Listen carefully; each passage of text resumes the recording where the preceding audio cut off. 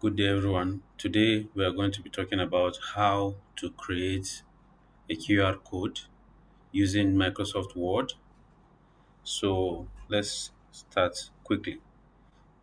To create a barcode, the first thing you need to press is to press Control F9. So you see this kind of brackets, curly braces they call it. So you type display barcode. Then what do you want your barcode to actually display? For instance, let me use my website. You have www.kasimbursary.com.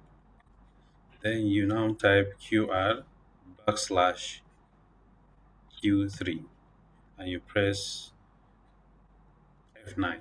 And there you have it. That's your barcode. So if you scan this barcode, you see that it will take you to that website. So whenever you want to put, we want the barcode to display is what you put in those uh, inverted commas.